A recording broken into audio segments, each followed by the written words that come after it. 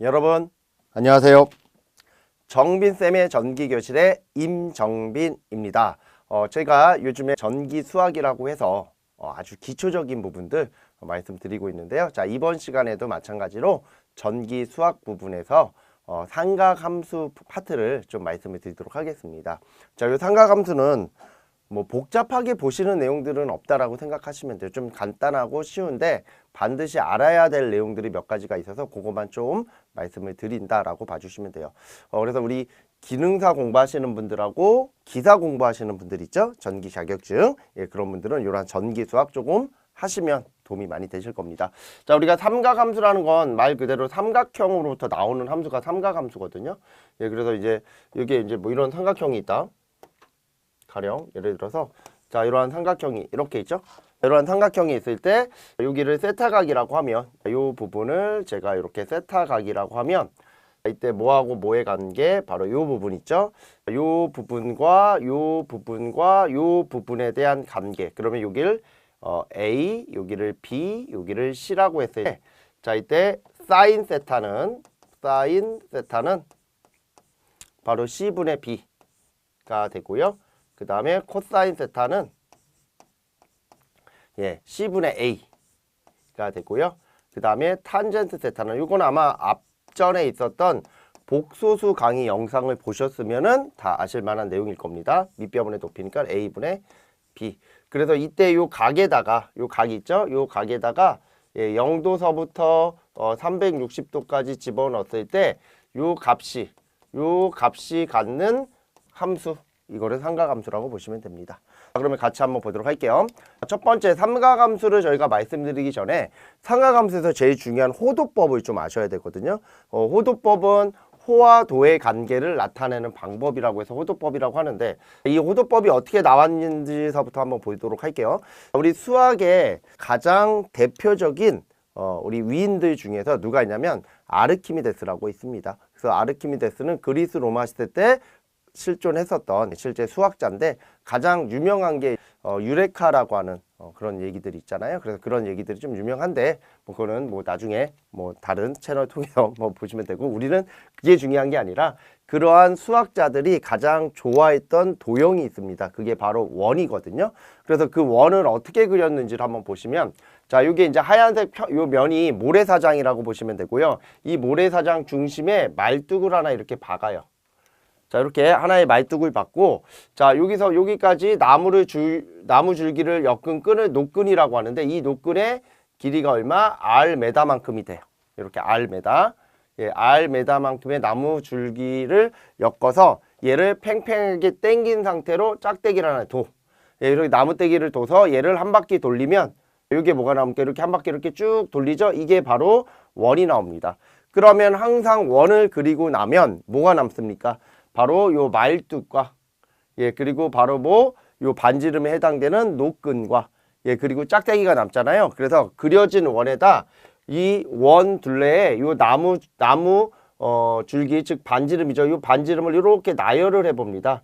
자, 이렇게 나열을 해 봤더니 자, 이렇게 나열된 요 하나의 반지름의 길이만큼이 이렇게 나오고 또 나열을 합니다. 또 나열을 했더니 이만큼이 나오죠? 이만큼이 또 나와. 이게 또 R이 되고요. 또 나열을 했더니 이만큼이 나와. 이게 또 R이 되죠? 이렇게. 그러면 자, 요 부분 있잖아요. 요 부분. 자, 요 부분이 바로 0.141592 땡땡땡 R이라고 하는 부분인데 이게 0.141592가 나오기 전에는 이게 이제 대략적으로 7분의 R이었다라고 생각하시면 돼요. 그래서 반원의 둘레는요. 결국에 뭐로 갈 수 있다라는 거예요? 반지름의 길이로 갈 수 있는데 그 반지름 몇 개? 하나, 둘, 세 개와 짜투리 7분의 R 0.141592 R이 된다라는 거고요. 이때 요거 한번 적어 볼게요. 바로 반원의 둘레는 R 플러스 R 플러스 R 플러스 그리고 여기가 0.141592 92 땡땡땡 R 이렇게 돼요. 요거 다 더하면 141592 땡땡땡 R 메다가 된다. 자, 이러한 내용들은 제가 지금 적어드리지만 저희가 무료로 제공해드리는 자료 보시면 거기에 다 이런 내용들이 들어가 있어요. 그거를 뭐 여기다 다 적어가지고서 이거를 밑줄 치면서 이렇게 강의하진 않습니다. 저는. 예, 그래서 제 강의 스타일 아시는 분들은 아마 이제 강의안을 만들 때 이렇게 좀 대략적으로 보여드리고 이걸 가지고서 제가 일일이 적어가면서 말씀을 드리되 그 내용이 어디에 나눠드리는 프린트물 아니면 책자에 다 적혀 있는데 책은 저희가 별도로 지금 뭐 구입하라 이런 건 아니고요.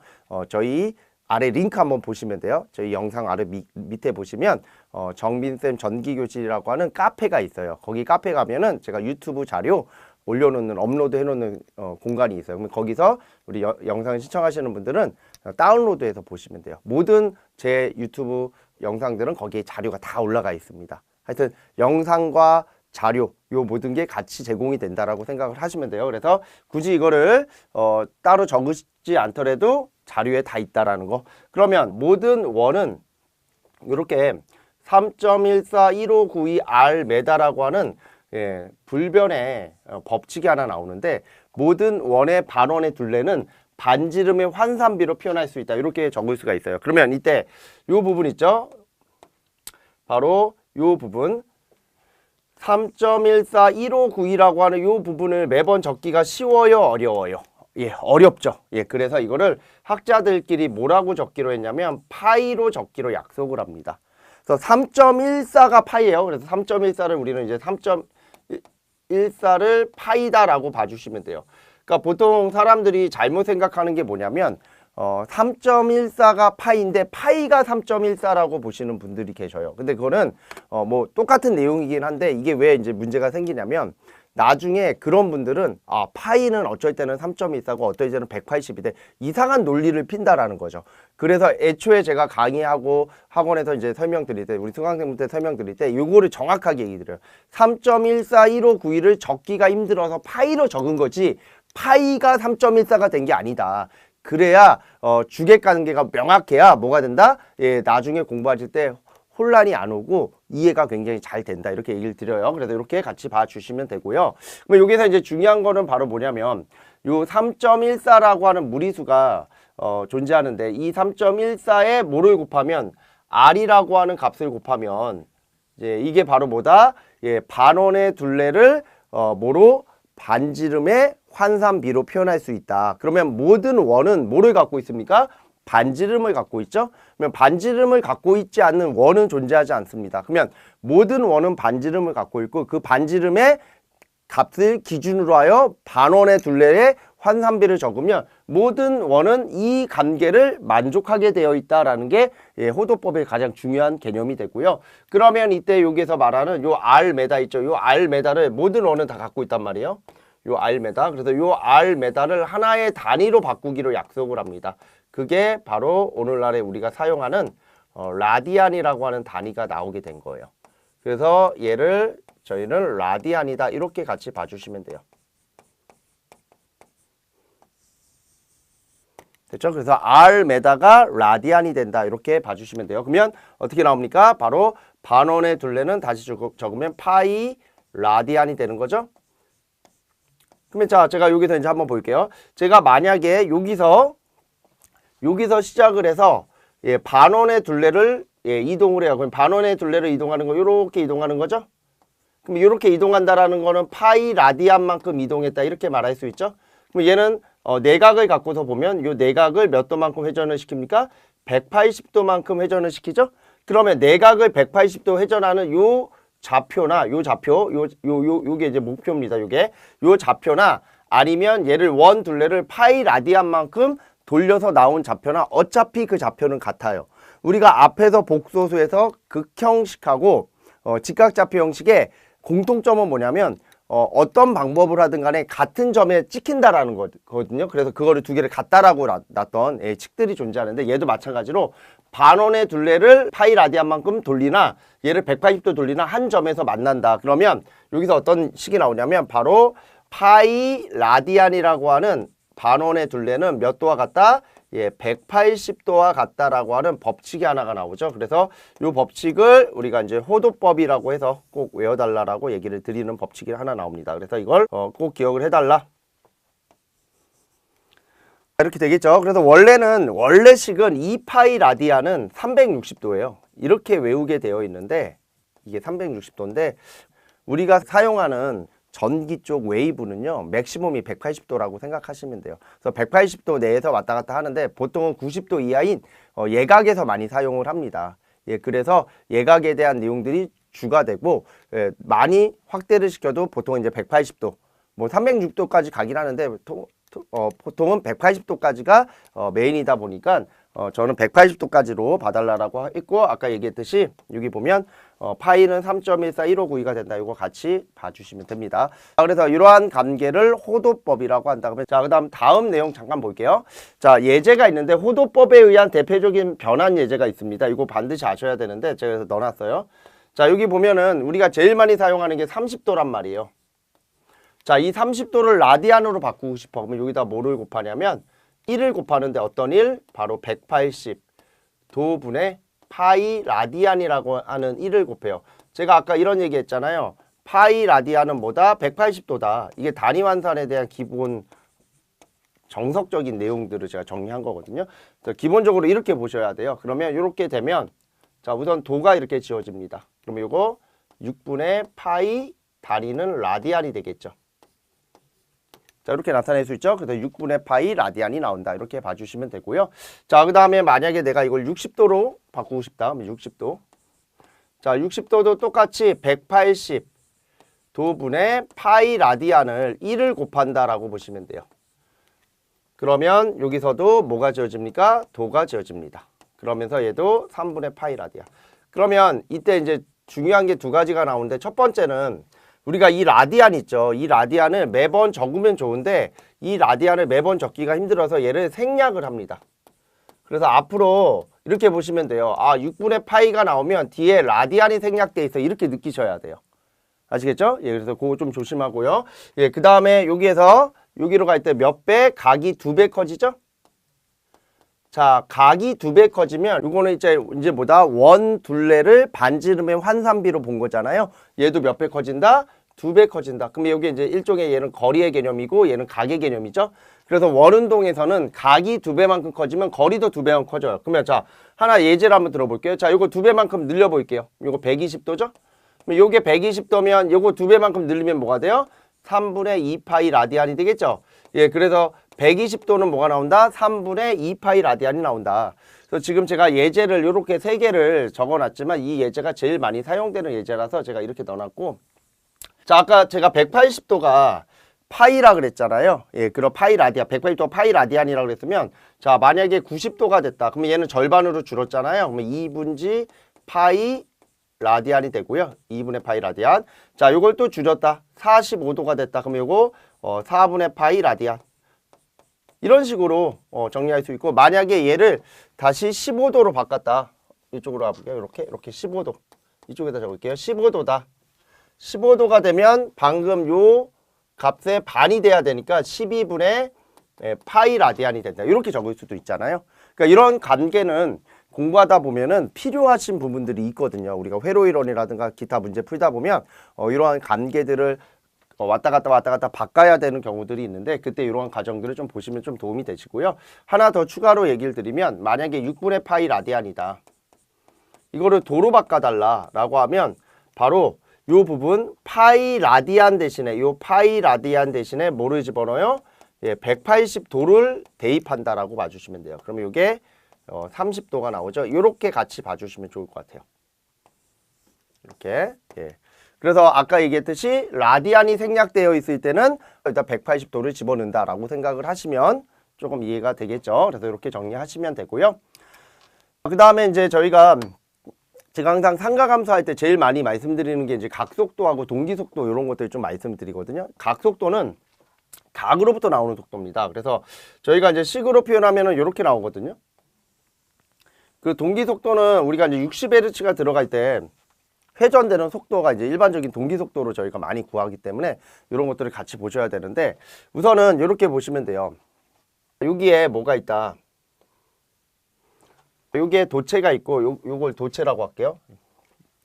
도체의 시작점이 여기라고 보시면 되고 그리고 자 이쪽에 뭐가 있냐면 N극과 S극이라고 하는 예 여기가 N극 자 여기가 S극 N극과 S극이라고 하는 계자가 있습니다. 자속을 만들어내는 장치. 그래서 이 안에서 얘가 이렇게 회전을 하는 거예요. 얘가 이렇게 이런 식으로 회전을 해요. 이런 식으로 회전을 해. 그러면 얘가 이렇게 한 바퀴 회전을 하면요, 웨이브가 하나가 나와요. 그래서 요 점이 지금 제가 정리해드린 요 점이 되는 거예요. 이걸 1번 위치라고 할게요. 여기 1번 위치. 그래서 얘가 여기를 이렇게 돌죠. 여기를 한 바퀴 이렇게 돌면 요렇게 도는 요 부분을 있죠. 요거를 제가 플러스라고 하면 그게 요 부분이 되는 거죠. 요 부분, 웨이브에서. 요 부분이 되고, 그 다음에 반대로 요 부분 있죠. 요 부분 요렇게 돌면 요 부분이 바로 요 부분이 되는 거죠. 마이너스. 그러면 자, 요 점을 제가 2번 점이라고 할게요. 요 점을 2번 점이라고 하면 그 점이 여기가 되는 거죠. 여기가 2번 점. 됐죠? 그래서 요 1번 점과 요 2번 점을 우리는 뭐라고 하냐면 자기적 중성축이다라고 표현을 합니다. 그래서 이렇게 같이 봐주시면 되고, 당연히 다시 원점으로 왔을 때는 여기가 다시 1번이 되겠죠? 이런 식으로. 그래서 얘가 한 바퀴 돌면 얘가 웨이브가 하나가 나와요. 그러면 자, 한 바퀴 도는 이 원운동에서 나오는 속도가 각속도의 개념이 되거든요. 원운동. 그래서 우리가 속도에 대한 식은 어떻게 됩니까? 속도는 시간분의 거리잖아요. 시간분의 거리. 그래서 이 거리를 제가 L이라고 시간을 T라고 합니다. 그러면 이거는 메타 퍼 세크가 나오죠. 그러면 여기에서 이제 이걸 가지고 한번 볼게요. 자, 제가 1세크 동안에 얘가 얼마만큼 L 메다만큼 진행을 해요. 그러면 이때 속도는 뭐가 돼요? L 메타 퍼 세크인데, 그때에 대한 위상각을 제가 세타각만큼 진행을 했다라고 할게요. 그래서 L 메다만큼 1초에 진행할 때 세타각만큼 1초에 진행했다라고 말을 할게요. 그러면 제가 속도를 2배만큼 늘려볼게요. 이 속도를 2배만큼 이렇게 늘려요. 그러면 얘는 2L 메타 퍼 세크가 되고, 그때의 각은 몇 세타가 되냐면 이게 2세타가 되는 거예요. 즉 뭐냐면 거리가 2배만큼 원운동에서 늘어나면 각도 2배만큼 늘어나요. 이걸 호도법이라고 했잖아요. 제가 아까. 그래서 호도법에 의해서 자, 어디에서는 자, 요 원운동에서는 속도를 거리가 아니라 각의 개념으로 볼 수 있다라는 거죠. 그러면 그때의 속도를 저희는 각속도라 하고, 요게 각이 되니까 여기가 세타로 들어가죠. 그래서 요 각속도를 오메가라고 적으면 이 각속도는 뭐를 세타를 t로 나누는 식이 되고요. 그래서 이 식이 이런 식으로 표현이 되죠. 따라서 세타는 오메가 t가 된다. 그래서 이렇게 나타낼 수 있다. 이런 식에 대한 식이 하나가 나옵니다. 그래서 이렇게 보시면 되고, 그러면 이때 다시 한번 오메가 각속도는 자, 어디까지? 자, 여기서부터 한 바퀴 도는 게 한 주기잖아. 그러면 이 웨이브가 한 주기죠. 그러면 이 시간을 우리는 뭐로 잡냐면 한 주기. 그러면 한 주기는 1턴 세크입니다. 1턴 세크가 되고요. 그리고 각은 몇 도? 여기서부터 이 한 주기까지가 360도. 여기 적혀 있어요. 360도. 360도. 그러면 이걸 이렇게 한번 적어 볼게요. 이 360도는 몇 라디안? 2파이 라디안. 그리고 여기는 1턴 세크. 그러면 우리가 이제 요거는 아직 기초 전기 이론에서 이제 배우실 거기만 하지만 나중에 제가 한번 촬영할 거예요. 전기 기초 이론도 제가 촬영할 텐데, 중요한 거는 자, 주파수와 뭐는 주기는 반비례 관계를 가져요. 그래서 나오는 식이 따라서 오메가는 2파이 F 단위가 라디안 퍼 세크가 된다. 이게 이제 방금 얘기했듯이 각 속도라고 표현을 해요. 근데 우리가 이제 이 각속도를 다른 말로 각주파수라고 하거든요. 얘를. 이게 왜 각주파수라는 단어를 쓰냐면 이렇게 생각을 하시면 돼요. 각속도는 원래 원운동에서 나오는 속도예요. 근데 이 원운동이 바로 발전기잖아요. 발전기의 원운동에 의해서 나오는 웨이브죠. 이거는. 이게 이제 뭐 전압이든 전류든 이게 이제 수용가로 가는 부하에 공급되는 에너지잖아요. 그러면 얘 때문에 얘가 나옵니다. 그래서 얘가 빨리 돌면 얘가 빨리 나와요. 이렇게 생각을 하시면 돼요. 그래서 이 각속도와 각주파수는 무슨 관계를 갖는다? 비례 관계를 가져서 우리가 사용하는 거는 이 라인이 아니라 이 라인에서 사용하잖아요. 전압에서 이 부하 부분에서. 그러니까 각속도보다는 각주파수의 개념으로 해석을 한다. 이렇게 좀 이해를 해 주시면 되고요. 자, 그 다음에 동기속도라는 개념이 나오는데, 자, 이렇게 보시면 돼요. 제가 요거를 한 바퀴 돌려요. 그러면 얘가 하나가 나와요. 그거를 시간을 1초로 한번 제한을 해볼게요. 기준 잡아볼게요. 1초에 얘가 한 바퀴 돌면 얘가 1초에 웨이브가 하나가 나와요.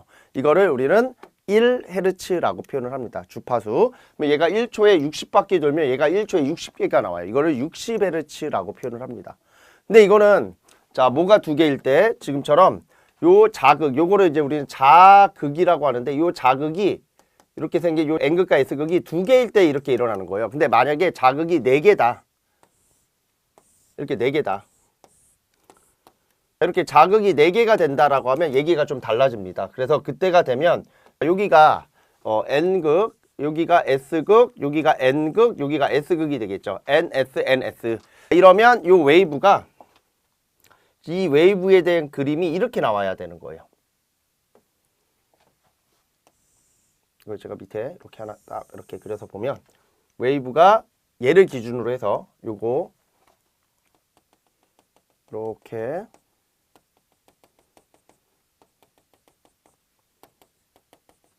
이렇게 기준으로 해서 여기에서 웨이브가 이렇게 웨이브가 나와요. 이렇게